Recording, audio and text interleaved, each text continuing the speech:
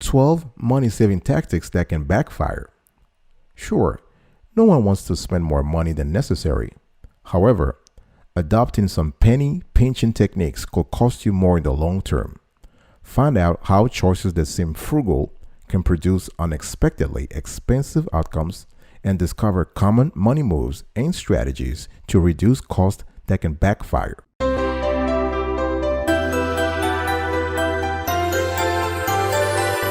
Welcome back, folks, to another edition of Sweetie Kiwi. I hope you are doing fantastic. I'm doing marvelous, marvelous, marvelous. If you are doing as great as I am, go grab a cup of coffee or tea or vodka and let's roll. Today, I want to talk to you about 12 money-saving techniques that can backfire. Number one, you lease a car. Now, leasing a car is often less expensive than buying, at least in the short term. However, there are more expenses to a lease than the monthly payments, and a lot of folks usually forget about that. There are usually upfront costs that include the first payments. Sometimes you have a deposit, you have fees, taxes, and registration, right? However, there's also the backside fees of the lease that really cost people. Consumers fail to read the fine print and don't realize they could be charged 15 cents per mile or more for every mile they drive over the allowed limits. Some leasing companies might limit your driving ability to 10,000 miles a year, and everything above that is 15 cents per mile. Imagine if you are a big driver and you like to take holiday travels and you like to travel and not fly. This could really add up. There can also be fees for excessive wear and tear, with some companies using vague language to define that as anything that impairs the vehicle appearance. All right. Number two, you use a rewards credit card. People love rewards credit card. I love them too. And they offer you cash back, travel points, or other perks in exchange for your charging purchases. That's fantastic. Now, many reward cards, though, have a higher interest rates than non-rewards credit cards. Because what do you think? I mean, nothing is free. I mean, there's no free lunch. If they're giving you free, you bet they're getting their cash elsewhere, and that's through the higher interest rate. So that means carrying a balance could effectively wipe out the value of your points or cash back. There is another issue, a bigger issue, in our view, is that these and other cards charge merchants 2 to 3% or more in processing fees, and that cost often gets passed on to consumers in the form of higher prices. A lot of people don't know that. So this is just something to really think about. Number three, you refinanced student loans. Now, you want to be very careful. If you are a graduate, you want to be careful about refinancing your student loans. Why? Because federal loans they carry lower interest rate than private loans. While there are cases in which it makes sense, teaser rates and introductory offers may hide less favorable terms, right? So you have to think twice about refinancing your federal loans and turning them into private loans. Federal loans, as I said earlier, they may have lower interest rates and longer repayment periods than what's available in the private market, because again, the government has subsidized that. Beyond that, only federal loans are eligible for government loan forgiveness programs for certain teachers, government, and nonprofit workers. Number four, you wrote a will instead of creating a trust. Now we're getting here into the legalese. We have an entire show dedicated to wills and trusts. But today I just want to say that it is a big money-saving tactic that can backfire if you have a will instead of a trust. A will is cheaper than a trust, for sure, but it could end up costing you, your heirs, more money. This will is simply probate instructions. So your loved ones still need to go through the court system to distribute any financial accounts without a named beneficiary. So while perhaps not necessary for very small estates, the trust, if designed correctly and properly and early on in the process, can help you avoid probate completely. All right, I'll be right back right after this for 4 more money-saving tactics that can backfire. Don't go anywhere.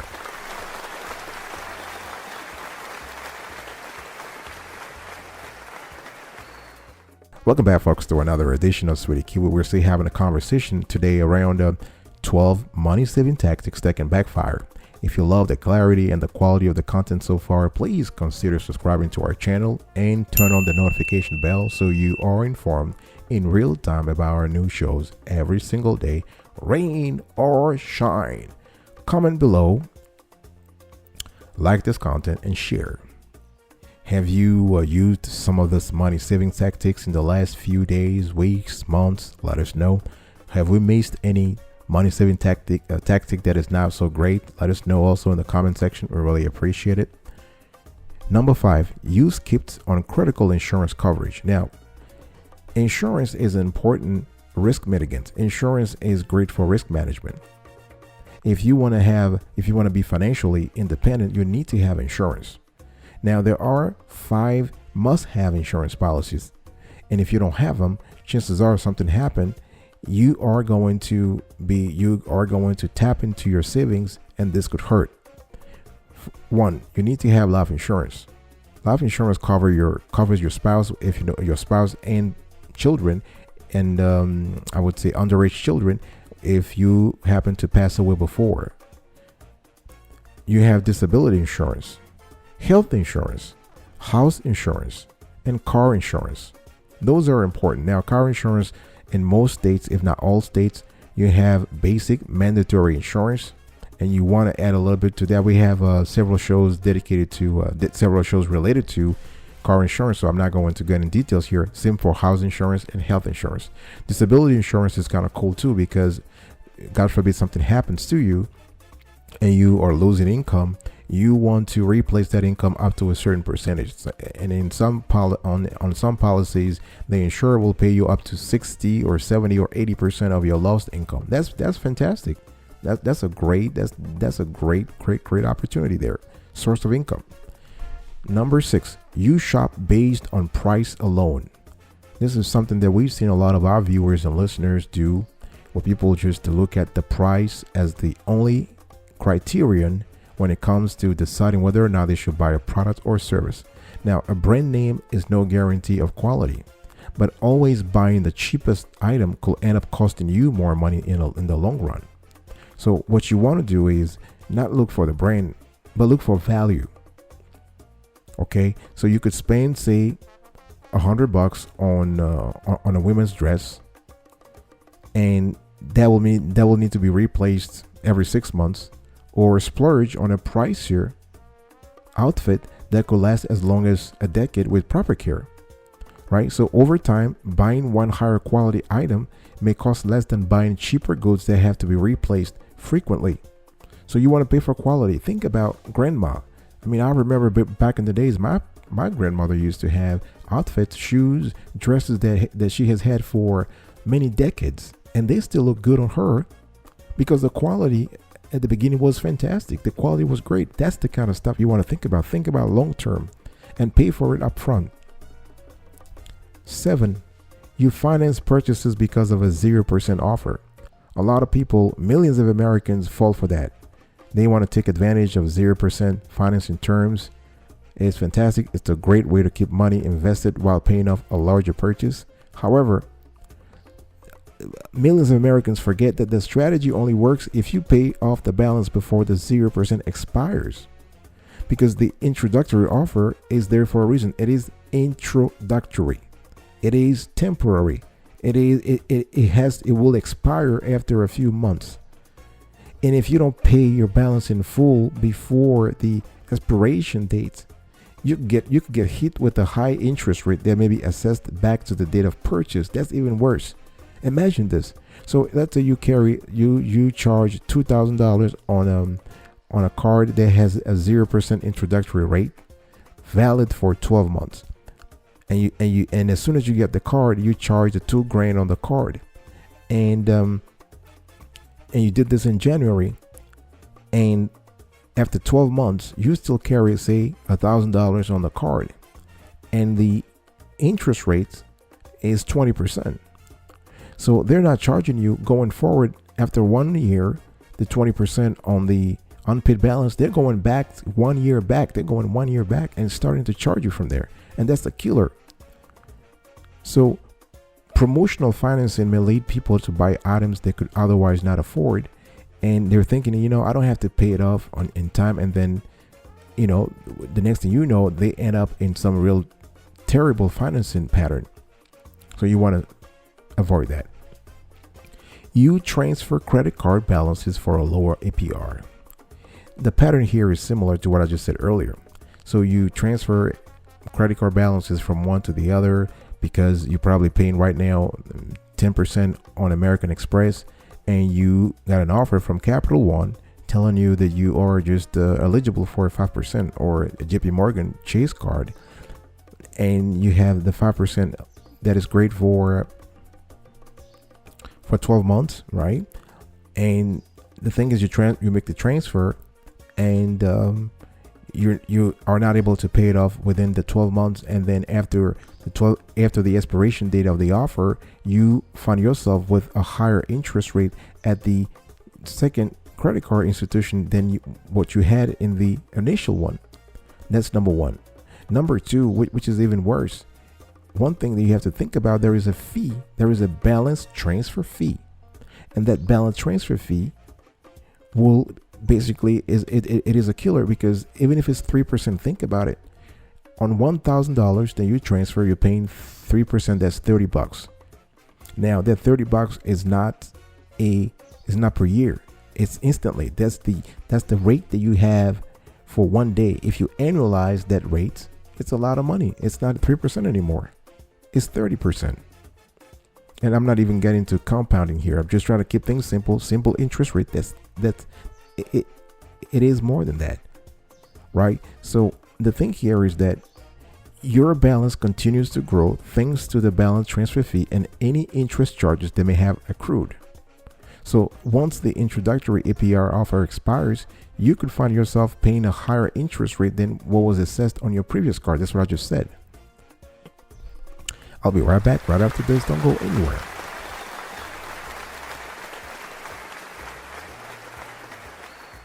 Welcome back, folks, to another edition of Sweetie Q. We're still having a conversation here around 12 money-saving tactics that can backfire. Number 9, you hold investments to avoid taxes. Some people are so tax adverse that they make poor investment decisions as a result. They want to avoid paying taxes so that they could go into one stock to avoid capital gains. Right? Now, the thing here is that one stock may represent a disproportionate amount of their investment and could spell financial disaster if the value of the company declines.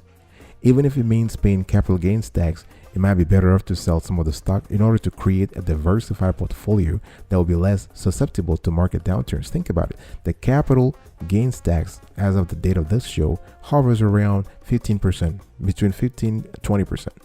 So you would rather just not pay the 15% on the income than lose 50% of the value of the money you spend in acquiring the stocks. It just doesn't make sense.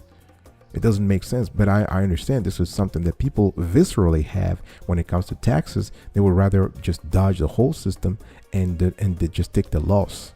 But that's fodder for another day, another show. Number 10, you skipped saving for retirement. This is the money saving tactic that can backfire. When money is tight, it can be tempting to put retirement savings on hold. Unfortunately, compound interest, which helps retirement funds grow significantly, right? This is just the basis of investment as a whole. Compound interest, they work better over a long period of time. So if you skip retirement savings, you are in essence forfeiting matching funds from your employer. So you'll have more money in your pocket now if you don't save for retirement, but this could result in a meager lifestyle later in life when you are in your golden years, when you're prone to diseases, to getting sick, and where you are prone to a lot of expenses. That's when you have a lower amount of cash in your pockets. Social Security retirement benefits only replace about 40% of your income. So you need to have a retirement savings account. And remember, there is no such thing as a retirement income loan. No bank is going to bank on you. No bank is going to risk on you because by giving you a retirement income loan. No, you are retired. You're not producing income anymore. Number 11, you haven't hired a financial planner. Now, unless you have a knack for things financial, you have a financial expertise, a financial background yourself, you understand how to navigate the subtleties of stock markets, bond markets, you are good at budgeting, all this kind of stuff, wealth management, you name it. Unless you're good at that, it's better to hire a financial planner. You want to entrust your financial future and the financial future of your couple, of your family, into the hands of a knowledgeable professional. There are plenty of resources from online brokerages to personal finance books that make it nowadays possible for people to invest and manage their own money. The thing here is that they may be making mistakes by not hiring someone to help them. Now, a financial planner, financial advisor may charge you based on fee or based on the assets that you are placing with them.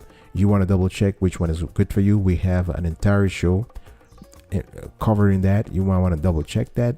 But financial planners not only have a greater depth of knowledge, they also are less likely to make rash decisions. They are professionals. When the market is down, for example, they're not going to get emotional, right? That means that rather than selling low and locking in losses, a trusted financial professional can help you stay the course and ride out difficult economic periods. Number 12, last but not the least, you took a loan from a 401k plan. This is one of the worst money saving tactics that can backfire. Now, your 401k may seem like a good source of cash if you find yourself in need of a loan, right? But plans may allow loans of up to half the vested 401k balance or 50,000, whichever is less.